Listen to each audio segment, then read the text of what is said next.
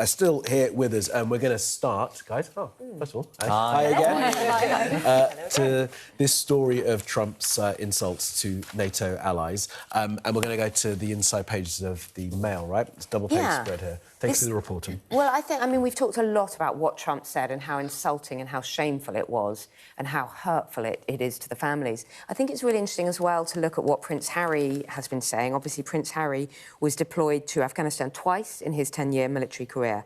But last night he said, "I served there, I made lifelong friends there, and I lost friends there. Thousands of lives were changed forever. Mothers and fathers buried sons and daughters. Children were left without a parent. Families are left carrying the cost. Those sacrifices deserve to be spoken about truthfully and with respect." And, you know, I was talking to a friend in America who said that Harry isn't much like there, and it's just interesting to see him coming out so strongly. He doesn't actually specifically criticise Donald Trump, but it's very, very clear what he's standing up for and what he means by this. And it'll just be interesting to see how this plays out in America as well, or whether they've just had enough of Harry anyway, and whether the... And in a wider sense, whether the Donald Trump's comments are having an impact in America or not. A lot of commentators I've listened to who are based in the States say it hasn't had a great deal of attention there. I mean, there's a massive storm heading towards the east coast of America, and that's taking up a lot of bandwidth, I think. But it's not getting a huge amount of attention at present. But what do you make of the fact that Prince Harry has spoken out? I mean, clearly a veteran himself, and has lots of connections still with veterans through the Invictus Games and other organisations. Exactly. He will work with a lot of people that served, and you can only imagine that his phone, you know, his messages were probably lighting up with other people that he was on the front line with, who were furious and offended, and for whom he's speaking up. That's why he's doing it. So he's well within his rights. And the other part of this inside story on the Daily Mail is, you know, Dodger Donald, who was called to serve 5 times during the Vietnam War.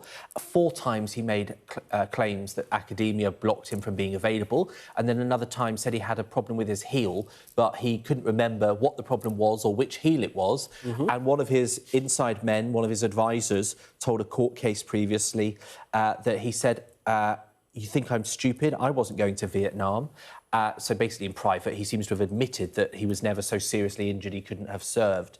So, you know, from a man that didn't do his duty at a time when other men of Donald Trump's age were, I think it is even more bitter that he has the audacity to speak about people who lost their lives in that way. You know, I wouldn't want to serve. I don't think I would be capable of that. But for someone that actively refused to do it and then undermining them, we can all respect them. I think it's extraordinary. Well, it's not his first criticism of the military as well. Remember what he said about John McCain, that he prefers people who weren't captured. John McCain, who was shot down in Vietnam and spent time in a Vietnam prison. He was critical in 2016 of a Gold Star family who'd lost a son in Iraq, and Donald Trump mocked them as well. Which is what's so extraordinary about this decision. I mean, you mentioned earlier that Donald Trump kind of moves on from one thing to the next. Do you think there's any sense that he, you know, people know his history, they know what he's said before, and yet he's still so disparaging of a military institution that he's never actually been respectful of? When he gets carried away, I mean, people have been studying the syntax. It doesn't look as though this was scripted, particularly. He gets carried away. He looks like he's trying to be funny. He goes off on tangents. I mean, he would argue that he's making a wider point about NATO involvement, about the contributions that NATO makes as compared to the states on their own to kind of global security.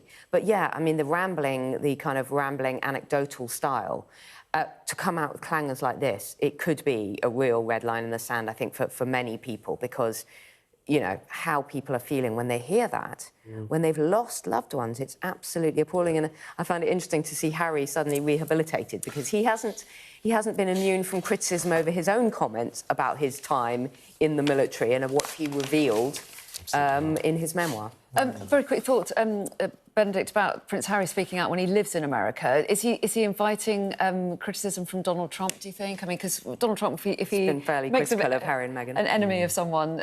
I mean, Prince Harry tends to stay out of politics even as much as Meghan Markle seems to slightly get involved. I think he wouldn't have taken a decision to criticise the president lightly, because he is royalty, he knows the boundaries, and I think he's done the right thing. You've just said a thought of mine as well. Simon Diggins talking about the King not going to the 250th anniversary. We've heard calls for that a couple of weeks ago. Davey in the Commons did it. What do you think? Is that going to gather any strength, pace? Well, I think they'll send William and Catherine. Is that right? That's a suggestion, at least. Rather than the King. And I dare say that would be quite a wise decision because they're very glamorous and the young, future-facing. Oh, I should think that the King... I don't think Charles and Camilla are going to cancel... Well, just my opinion, I don't think they'll cancel their trip. Interesting. All right, well... Politics. We will find out. Let's move on to The Guardian. We're going to focus on Ukraine and... The headline in The Guardian is Greenland crisis, a gift to Putin.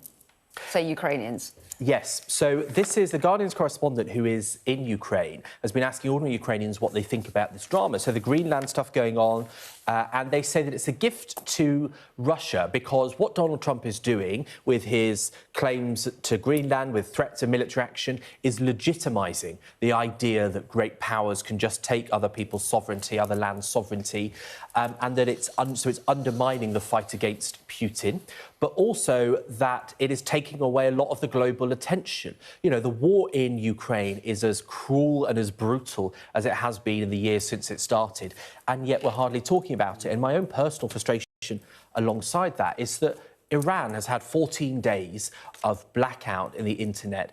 Tens of thousands of people have been slaughtered on the streets from some of the reports we read. An incredible piece in last week's Sunday Times talking about what was going on. And yet there's hardly anything because there's so much other news that Donald Trump has driven. And it's very hard to get news out and verify it. Yeah. With that internet blackout, it does make it hard to report on it as well, doesn't it? But do you think the Ukrainians have a point here? I mean, it's actually our lead story today, what's going on with these trilateral talks underway in Abu Dhabi. I know, and we were discussing it before we came back into the studio, and we were saying, but what's new? What's new here? And there is a kind of, not attention fatigue, media fatigue, but there is a sense it's been going on, it'll be 4 years in... 4 years in February. a week's time, yeah. And it's very, very difficult to keep the spotlight relentlessly on Zelensky and on his campaign and especially with Trump moving so quickly from one thing to the next. I mean, it was all about Russia, Ukraine, then it was all about Iran, now it's all about Greenland, and now it's all about troops. And it's very, very difficult to keep the front pages dedicated to the things that matter, because there's lots that matter. Yeah. And then we turn to The Sun, for example, and we're all reading about the Beckham. So there's a lot of news at the moment. There's a lot of news, but on the Greenland thing, it's exactly what Putin does want for us to be distracted. And remember, there was a time when Davos was actually going to be quite a moment for the Ukrainians after having all that money signed off from the Europeans, from this sense that they were getting close, potentially, to be able to have some concessions. Completely derailed because Donald Trump decided he wanted to annex an icy island close to the US. Yeah, and actually a friend of mine is in Kiev at the moment, and he said these reports of war fatigue from European leaders. He said, well, I'm here in Kiev and war fatigue is being woken up every single night or every single morning by alarms of bombs trying to come and murder you. Yeah. And I think we should, we should remember that, and we should remember what's going on, because ultimately what's happening in Ukraine is a threat to all of us if we don't, as the West, win. And we take your point about Iran as well. It's worth kind of remembering what's going on there. Let's move on to The Guardian, another story in The Guardian. This is a warning from the IMF. Yeah, so it's the former head of the IMF who is saying that there will be a tsunami effect of AI. So there's amazing statistics in here. They say that 60% of jobs in economies like the UK's will be seriously affected by AI in coming years, 40% of jobs globally, and that we are ill-prepared for the kind of revolution, the tsunami, to use their word, that is coming. But at the same time as taking over some jobs, they create other jobs, don't they? How have we done this to ourselves? How as human beings have we done... I mean, don't get me started on the social media ban and what we are doing to a generation of children and young people. But well, I won't. You'd have a willing ear in me, but carry on. Well, exactly. But really, I mean, yes, we are sleepwalking into a situation. You go into some supermarkets and there are 9, there's maybe 1 cashier and then 9 self-service tills, for example. And obviously AI is a lot more complicated than this. Yeah. But of course we've outsourced the entire thing to computers, and then we're surprised. Will jobs be created, to Twyna's point? Other jobs, other opportunities will be created, yes. I mean, it will be in the medium term, but in the short term, the kind of jobs that will be gone are entry-level educated jobs, which is... factories and offices and people doing and another things. challenge to young people as well. Yeah, exactly. You know, we've seen the consequences on sort of blue-collar jobs in the last few decades, but now it's white-collar jobs, it's middle-class jobs, to use the language in this report, that could be seriously affected. And I don't think politicians are really talking about this at all. No, we could talk about Big this all day. challenges ahead, yeah. Morning to you. Thanks so much. Yeah, lovely to have your company. Headlines next.